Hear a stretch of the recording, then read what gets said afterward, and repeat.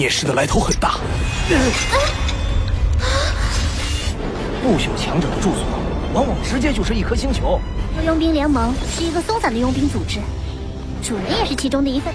竟然是威帝家族的人，多热情！看来我们无法用温和的方式。地球可是近乎无敌的存在了。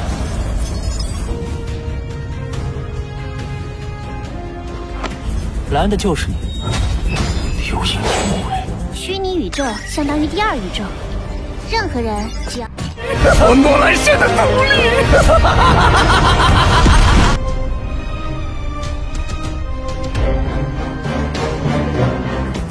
死吧！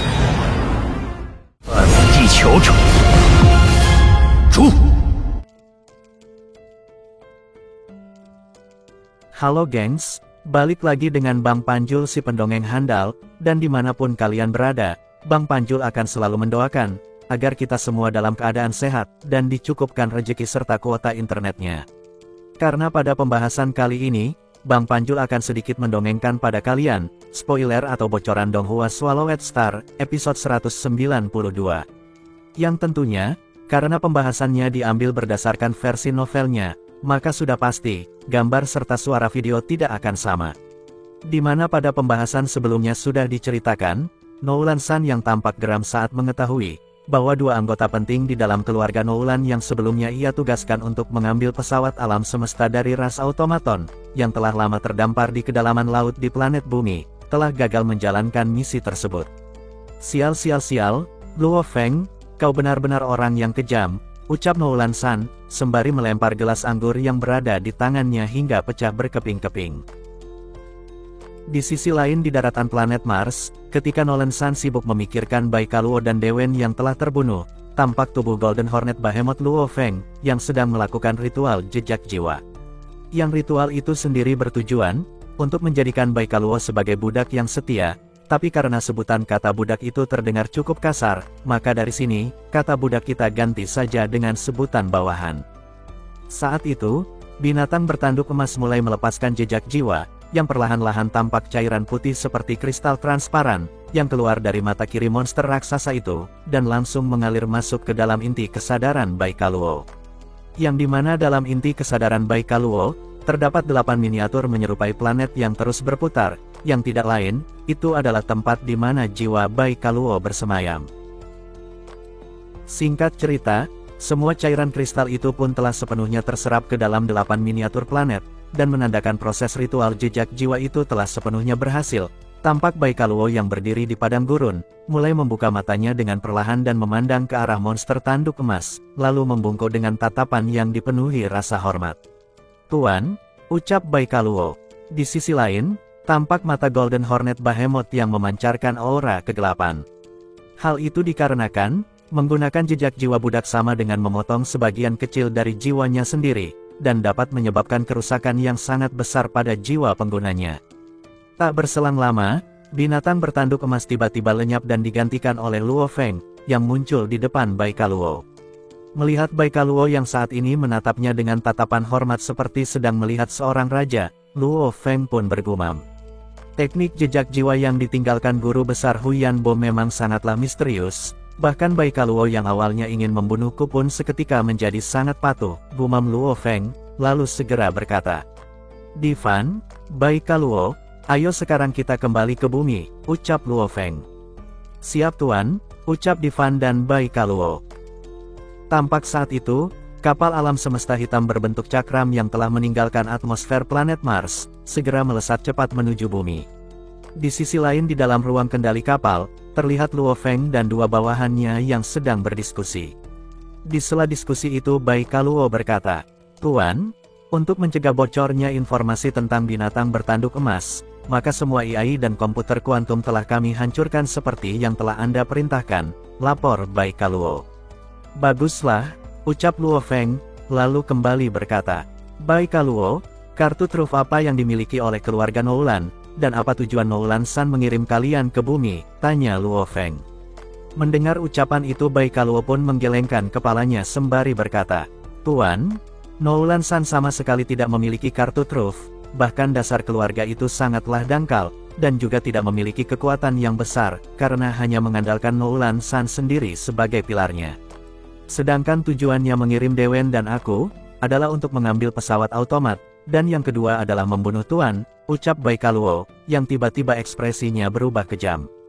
Noulan San, bajingan itu memang pantas mati, karena berniat untuk membunuh Tuan, ucap Baikaluo, yang telah berada dalam kendali teknik jejak jiwa. Mendengar semua penjelasan itu, seketika mata Luo Feng langsung berbinar sembari berkata, "Ya, ada apa dengan kapal otomat itu?" tanya Luo Feng. "Untuk alasan jelasnya aku kurang tahu pasti. Tapi jika diteliti melalui kata-katanya, sepertinya kapal otomat itu jauh lebih berharga dari seluruh kekayaan keluarga Noulan," sahut Baikaluo. Mendengar ucapan itu, Luo Feng pun tersenyum, sembari memerintahkan Babata untuk memutar haluan pesawat menuju ke Lautan Bermuda, tepatnya ke arah tempat kapal yang diincar Noulan San berada. "Oh, serahkan padaku," ucap Babata, yang dengan cepat memutar haluan pesawat alam semesta, yang saat itu telah memasuki atmosfer bumi. Singkat cerita, setelah kapal alam semesta miliknya telah mengambang di atas lautan segitiga Bermuda, Luo Feng dan kedua bawahannya pun segera keluar dari kabin pesawat, lalu memasukkan pesawat tersebut ke ruang penyimpanannya. Lalu setelahnya, mereka bertiga pun melesat ke arah siluet besar berwarna putih, yang berada di kedalaman Laut Bermuda. Saat telah mendekati siluet berbentuk piramida yang ketinggiannya mencapai 1.200 meter itu, Luo Feng pun bisa merasakan dengan jelas, tekanan yang dikeluarkan oleh piramida yang mengapung itu. Di sisi lain, Divan dan Baikaluo yang baru pertama melihat kapal alam semesta itu secara nyata, seketika terbelalak kaget. Ini adalah kapal semesta milik ras automaton, ucap Divan. Di sela itu, Baikaluo yang terperangah kaget pun juga berkata, Ini adalah teknologi canggih dari ras robot di alam semesta. Yang jika dilihat dari penampilannya, akan sangat sulit untuk mengetahui tingkatan dan kelas dari kapal ini. Namun menurut apa yang dikatakan Noulan San padaku, kapal otomatis ini setidaknya berada di kelas D, yang harganya sangatlah mahal, bahkan seorang tuan domain sekalipun tidak mampu untuk membelinya, ucap Baikaluo. "Apa? Semahal itukah?" ucap Divan yang tampak kaget, saat mendengar ucapan Baikaluo. Di sela itu Luo Feng berkata, "Baikaluo, ini adalah kapal otomat kelas E," ucap Luo Feng, yang membuat kedua bawahannya itu makin terkejut. Di saat yang sama, Luo Feng melihat ke arah piramida besar yang berada di hadapannya, yang merupakan jalur pertahanan, juga merupakan pintu masuk utama ke dalam kapal otomat tersebut. Sesaat setelahnya, Luo Feng segera berbalik menatap kedua bawahannya sembari berkata, "Kalian berdua, baju zirah tipe apa yang kalian gunakan?" tanya Luo Feng. "Tuan, untuk lapisan dalam aku menggunakan baju besi genetik level 3, sedangkan untuk bagian luar aku menggunakan baju besi paduan tingkat D3, ucap Divan dengan hormat.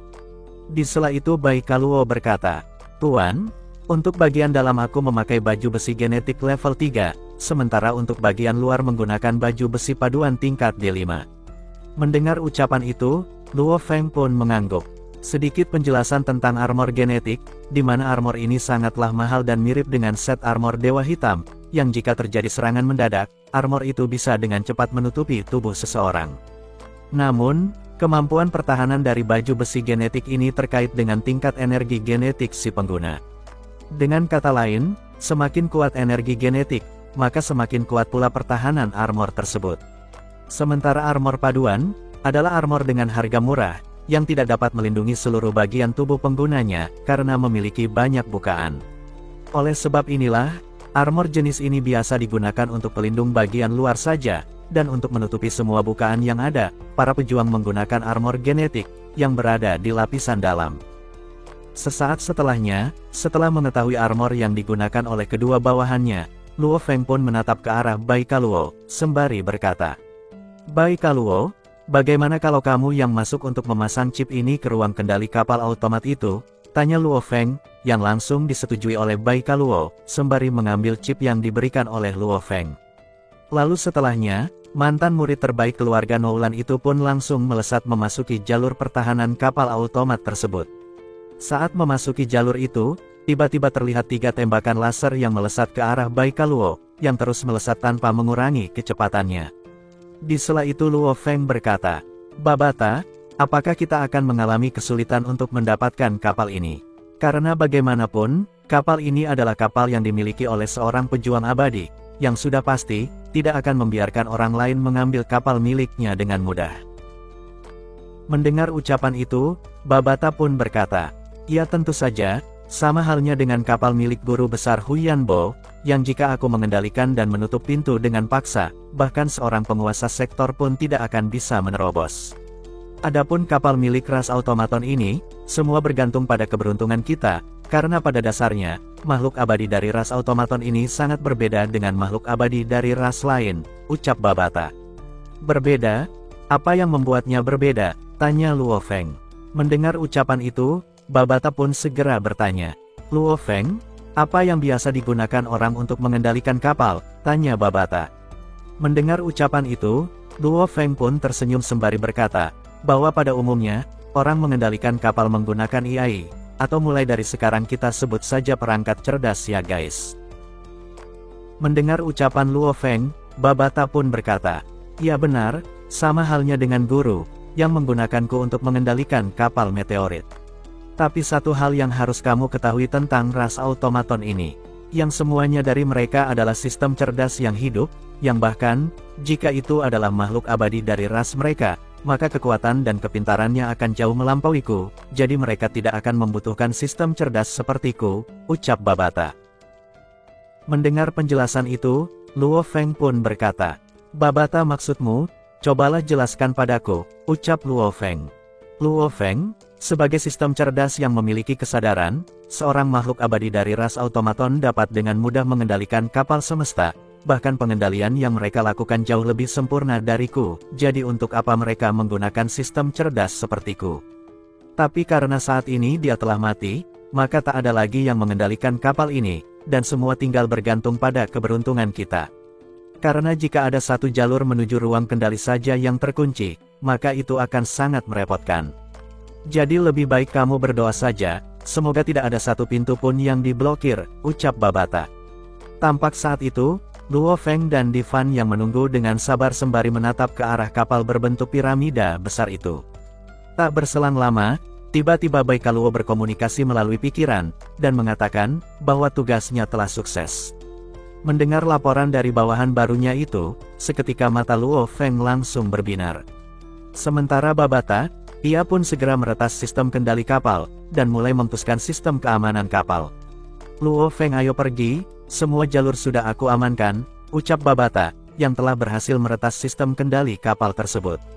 "Divan, ayo ikuti aku," ucap Luo Feng, yang langsung melesat masuk ke dalam kapal tersebut. Di sela itu, Luo Feng yang menggunakan armor kontak awan, segera mengendalikan salah satu sulurnya untuk memeriksa dan memastikan keamanan jalur yang berada di depan mereka.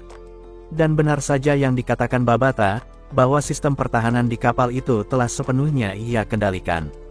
Saat telah berada di dalam ruangan kapal, Luo Feng pun seketika terkejut, melihat desain kapal yang benar-benar berbeda dengan kapal milik ras manusia. Yang dimana dalam kapal tersebut, terdapat sebuah jalur utama berbentuk spiral yang sangat besar, dengan ruang kendali berbentuk bundar, serta memiliki lantai tembus cahaya yang sangat berkilau. Namun yang anehnya, tidak ada satupun papan kendali di ruang kendali tersebut, dan hanya ada satu bola kristal yang mengambang.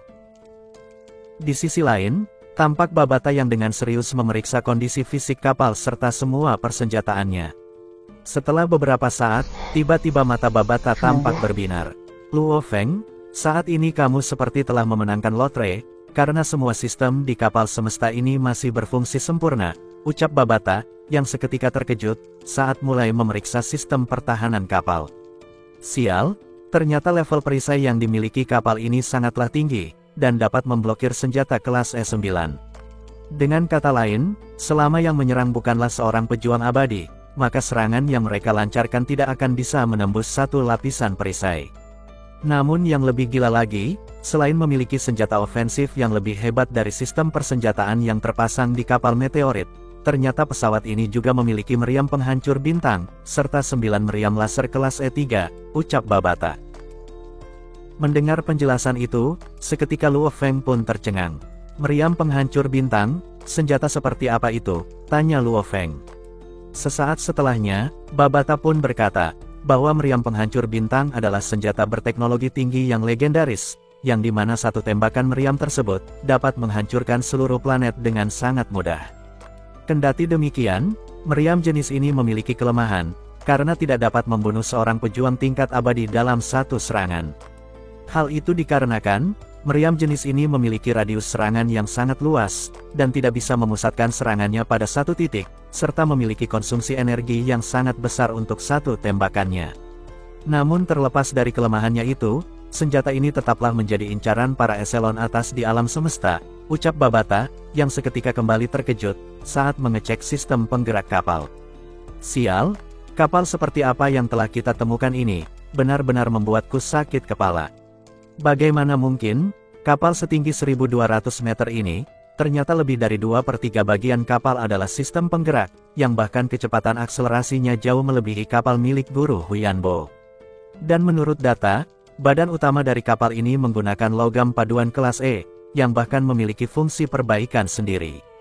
Hah Luo Feng, semua yang dimiliki di kapal ini sungguh membuatku pusing, yang jika ditotalkan, biaya pembuatan kapal ini jauh lebih mahal dibandingkan semua harta karun di dalam dunia petir, dan itu belum terhitung dengan harga meriam penghancur bintangnya, ucap Babata, sembari menepuk jidatnya. Dan itulah guys, ending dari pembahasan spoiler Donghua Swallowed Star, episode 192. Jika suka dengan channel dan alur ceritanya, silahkan di-subrek aja, biar nggak ketinggalan bocoran Donghua lainnya. Akhir kata, Panjul di sini pamit. 这个宇宙在地球可是近乎无敌的存在了。出！